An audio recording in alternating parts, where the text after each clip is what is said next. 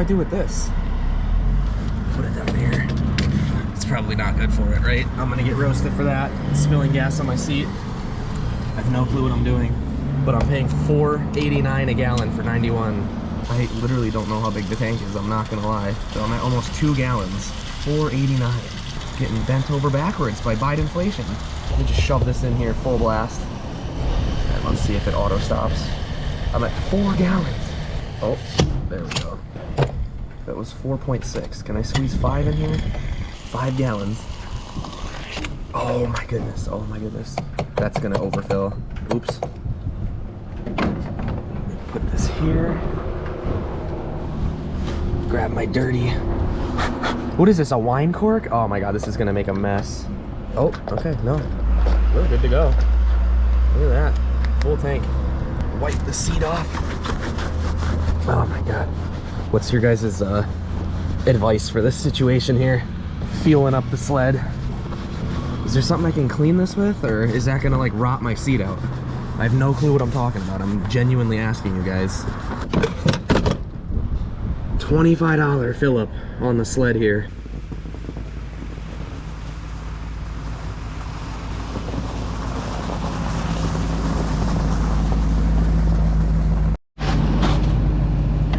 Well, nice little uphill. Can't do it. Spinning rear tire.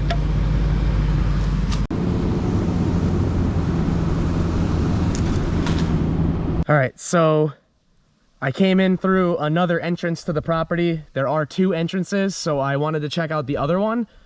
I was actually able to get further in with the truck with entrance number 2. So yeah, I'm gonna unload the sled and we're gonna go ahead and rip around.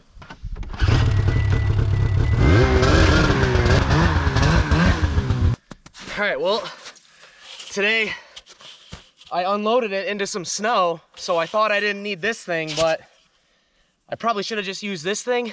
So it's a lot warmer today than it was the other day. So I'm gonna let Carlos chase me on the sled for, I don't know how long, because he's not gonna tell me that his paws are cold. So I'm gonna have to just play it by ear. So yeah, let's go do some riding. All right, what do you call, you ride the sled? Yeah, what is riding a snowmobile? Ride? Yeah, we'll just say ride. I have no idea.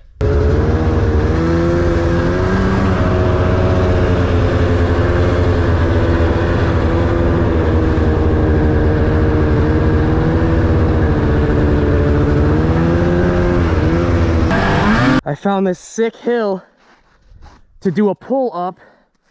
So I'm gonna put the camera here and I'm just gonna do a full send pull up this hill. I just did it and I was moving.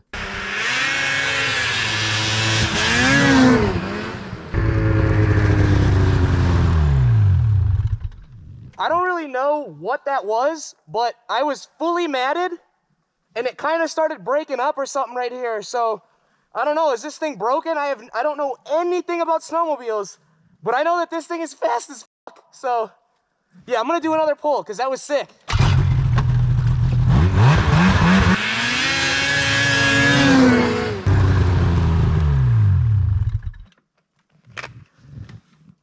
I looked down for the first time ever to see what the speedo said, and it was like in between 55, 60-ish. So yeah, 55, 60 is what I was just doing there. Yeah, I'm gonna go ahead. We'll pack the camera up and then we'll go to a different spot on the property. I like this hill, dude. I could see myself coming up this hill in some shitbox WRX just grabbing gears. And I could hit that turn right there probably really fast and drift it. So, oh, look at Carlos, look at Carlos. You comfortable, buddy? All right. Take a little bit of a rest here. Man, it's super bright. I should have brought sunglasses, but I did not. Carlos, come here. Carlos.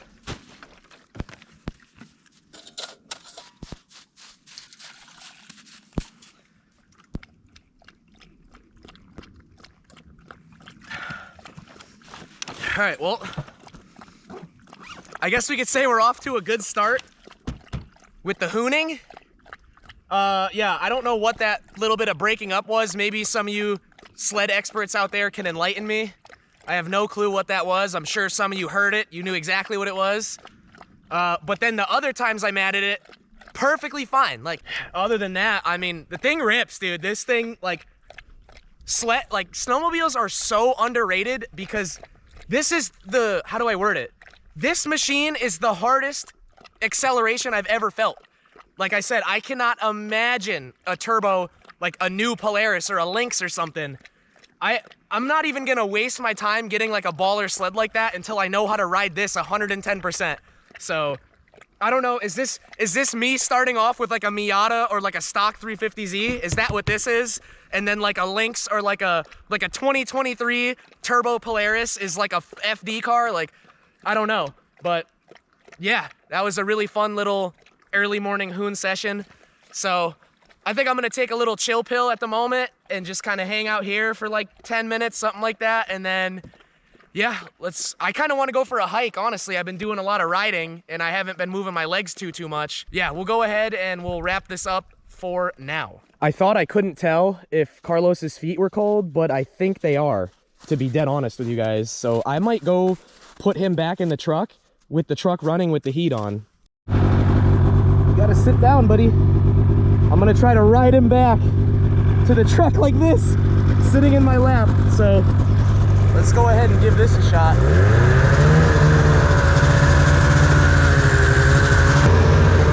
Carlos, I don't think he likes it, but his feet are definitely cold.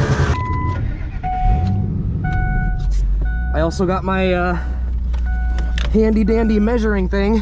I'm gonna bring that out and get some measurements. So I just hiked up to another potential home site and I'm going to do some super eBay ganj measurements because look, this thing is gonna stop every time it hits like some like sticks or whatever, because this all needs to be bush hogged, obviously.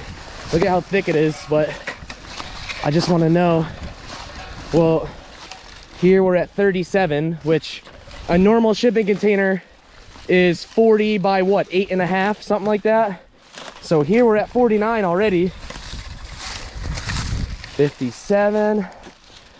All right, so if I were to make a pad for a shipping container, I'd like to make it like bigger on all four sides so that like when I step out of the shipping container, I'm like on gravel or concrete. So let's go ahead and measure. I just measured like this way. Let's measure this way now. So width wise, it doesn't even need to be that big because it's literally 8 feet. We're already at 10 there. So we're already, there's 30. And then, yeah, that's 33 feet. So I could easily make, like with relatively very low effort, just bush hogging this area and getting like a box blade or something, or maybe a bulldozer out here. I can kind of level it and make a, I already forgot the dimensions. What was it? 33 by 60 something that I just measured out right there. All right, well, here's like the front-ish yard basically. So I'm gonna do a little bit of ganj, eBay wannabe, like backcountry shit. I don't even know. I'm just gonna go ride around over there. That's literally it.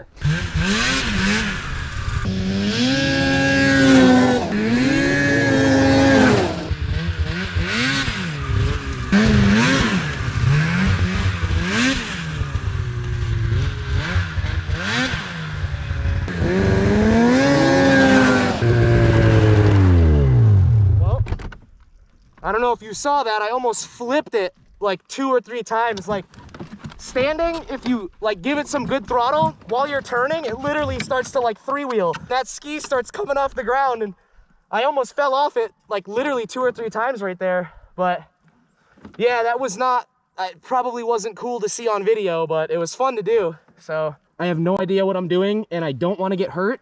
So if it looks like I'm being a bitch or a pussy, I apologize. I suck. And I admit it. So yeah, let's keep going, dude.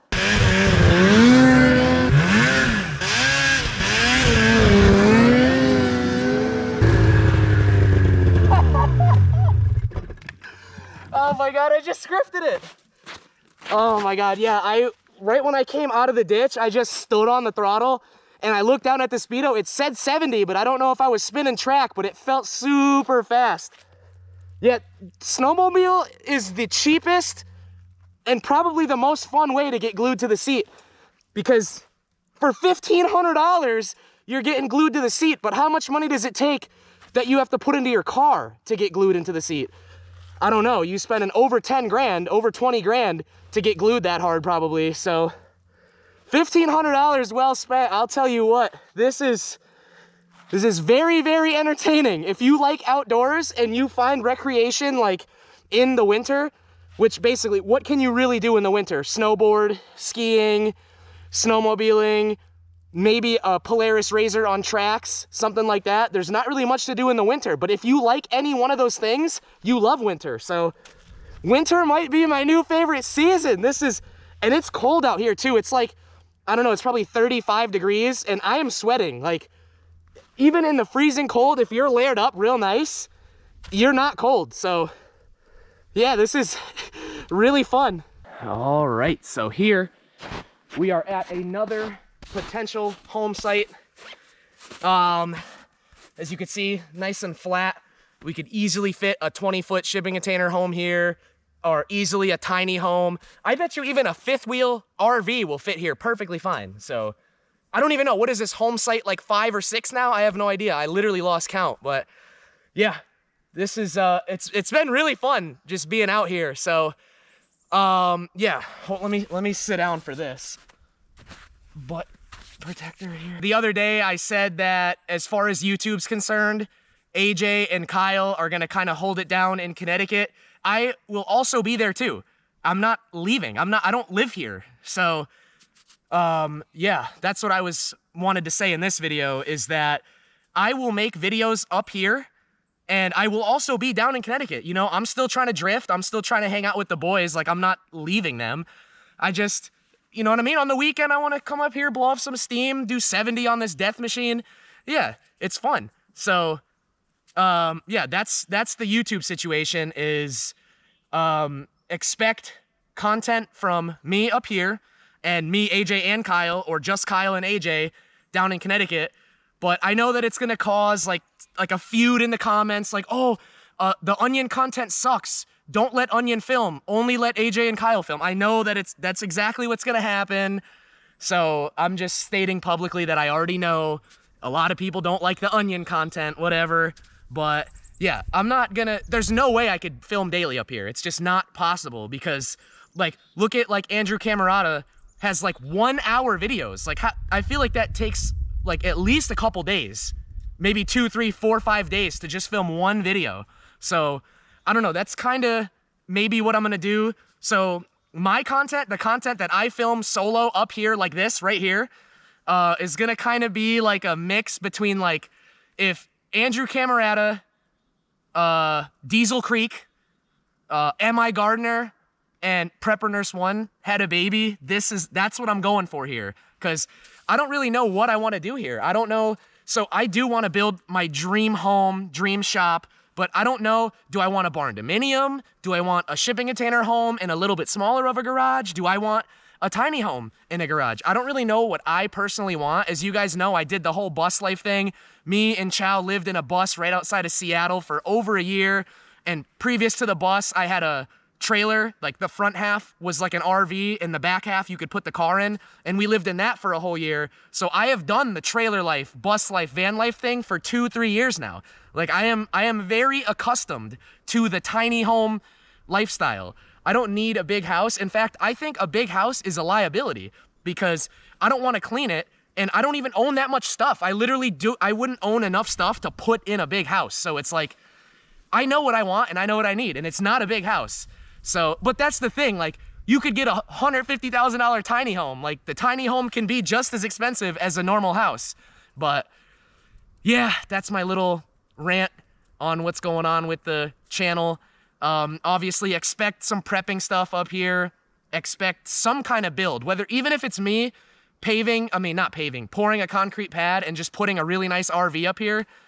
I don't plan on living here, not for a while at least. I bet you it'll probably be at least a year or two before I would consider even moving here, like full-time moving here. Cause then I'm gonna need a nice truck and a nice trailer to get down to Lock City and all this other stuff. Whereas if I just stay in Connecticut for the next few years and just kind of ride that situation out with the drifting and all that good stuff, and then come up here to do prepping and to be building my dream shop, dream home thing.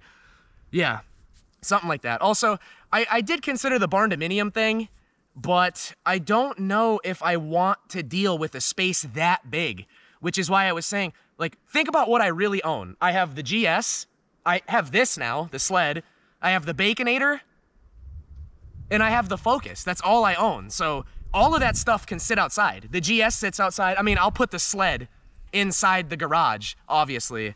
But what I'm saying is that I don't need to put all my cars inside. I don't care.